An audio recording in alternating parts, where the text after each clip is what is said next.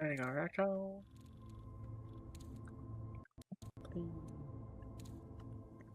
Yeah. What if you're getting off? I don't know if I'm gonna get off, but I think I'm gonna stop streaming, or at least getting off Marathon. Unless you want to keep playing. If you want to keep playing, I'm down to keep playing. But I don't know if you want to use this as stream content or what. With the very early initial success with Marathon, I see like a ton of big time streamers playing it and enjoying it. What do you think this kind of does for Bungie's reputation with how Destiny's kind of starting to fall off a cliff? okay, well, 100% honesty. Destiny fell off a cliff in Final Shape. Maybe that's not a or at the out pocket.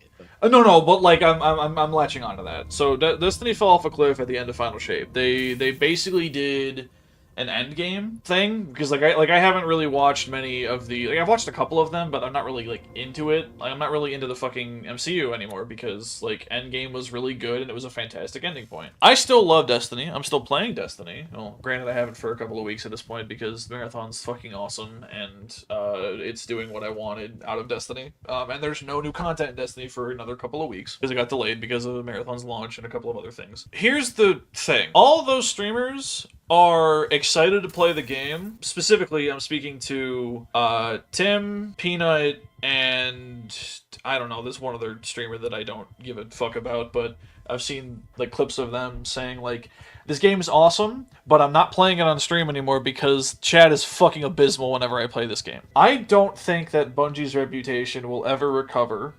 because there's so many disingenuous people out there, and the narrative is that Bungie fucked their dad and killed their dog. This game is fantastic. It is not for everybody, and I think that's a good thing. It's not like this is not a very casual game. In the best of ways, for me personally, I fucking love how hostile this is. How I will have like I spent today before like I played a little bit when I woke up today. I ran like 7 runs.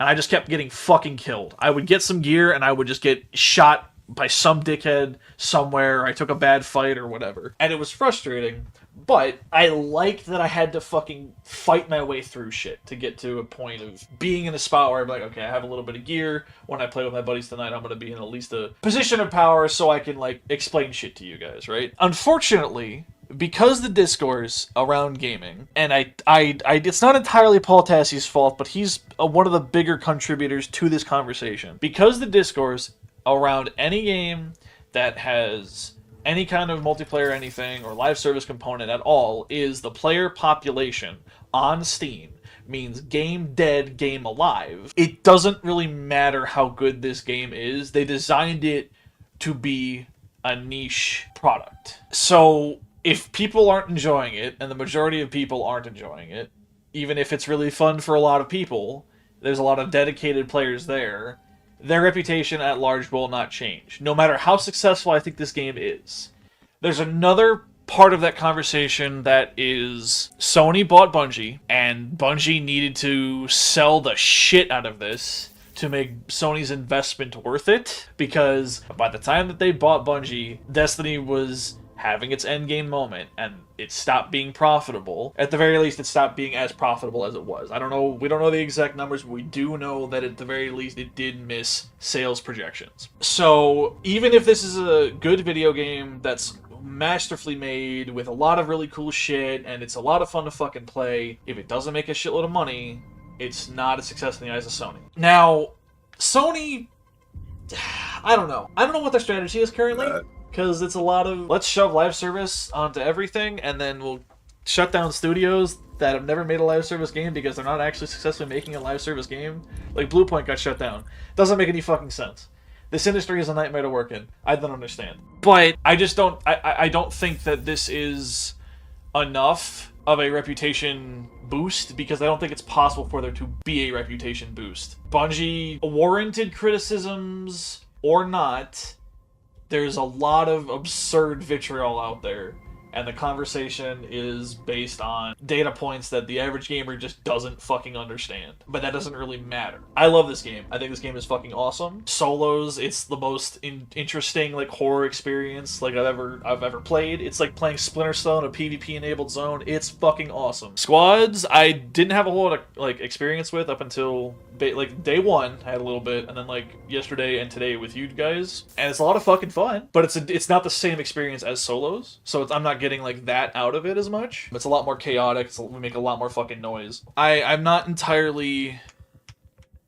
I don't know. I like that they made a game for a niche. I don't think every game should be for every person, but I'll say this is the game I've bounced off of the least in this genre. that's another thing. I don't. Arc Raiders is the casual version of this game. It's the casual entry in the genre. But I bounced off Arc Raiders so much more than I did off this, and I haven't bounced off this at all. Like I don't know what it is. Yeah, I've surprisingly been enjoying this way more than I expected. This is fucking because Bungie shooting is good. The combat is great. I honestly think that's literally all it is. Like I like third-person games. I didn't like Arc Raiders third-person combat. Like I love Gears of do not like a War. third-person shooter. I love Dead Space. I love Resident Evil. But I don't know. I don't know. This shit is very good, but I don't know if it's enough. I don't know if it's enough to get enough people on board to salvage things. My current hope, and it is something that we've seen happen specifically with Marathon in regards to responding to player feedback. Bungie has been pretty much day one responses to like mass critiques, right? Like, hey, thermals are a bit oppressive in Dire Marsh, specifically. So they're like, alright, cool. The next day they went, alright, thermals have a max range now. And like they significantly reduced it, and it's per weapon. Like if you put a thermal on a pistol, you can't see somebody a bajillion years away through the thermal. Like it will hit like a max distance and you won't get the highlight anymore. And they brought it down across the board. If shit like that was happening in Destiny, where we're like, hey, this is a problem, it's annoying, it's oppressive, and we don't like it would take months before there would be a change. And that's fucking ass. As somebody that's put a lot of fucking time into Destiny, and I love the Crucible, and I love the way that all feels, that immediate response to the new game, it's expected. It feels a little shitty, though. Like, I feel like I'm being directly neglected, and that fucking sucks. My hope is that cadence transfers over to Destiny. When things come back around, when we get to the new state of things, because this is a big release for Bungie, they have to get their financials in order, we don't know how it's going on, and obviously, like, when a new game comes out, people get pulled off of previous projects, because that's just what you fucking do, right? Like, if you're making two separate fucking games, and you get to the big release point, you need a lot more people, you need more hands on deck to make sure the launch goes off smoothly. And I really, really think the Marathon's launch went off extremely smoothly, barring, the normal discourse, but I'm hoping that now the Marathon's out, and we're getting into this cadence, and they're responding quickly, and all this feedback's coming through, I am hoping that some of that rubs off on Destiny when it eventually comes back. I don't see Destiny dying, because it's not, like, it can't. It literally fucking can't, because it is Bungie's most wide appeal game. It's most, like, game meant to appeal to as many people as possible, so it literally fucking can't. Sony won't let it. But I'm hoping that some of the habits, some of the communication habits that have come through on Marathon rub off on Destiny when things shift back to that being maybe not like the priority, but at the very least when you're like in competition with or not in competition, but like in tandem with each other, where it's like, hey, this has a release coming up, so that's going to be the focus for a bit, and then Destiny's got a release coming up, so that's going to be the focus for a bit. When they eventually like get into that cadence, normal standard live service thing, I'm hoping that Destiny gets some of that response. Question. What's up? Isn't that like team specific thing? Like the Marathon team will do that, but Marathon team isn't Destiny team, That is true, but it's the same company, it's the same studio, and some people did work on both at the very least are going to work on both. And if it's about public perception, right? If it's about reputation wise, whether or not it's physically possible to actually but whether or not it's physically possible to make those adjustments is a whole other conversation. Obviously, like if it actually takes like a month and a half to make changes, then there's there's other problems. But Marathon's made in the same engine as Destiny 2. So if they can make changes quickly there, that shouldn't be as absurdly difficult. But you are correct, they are separate teams.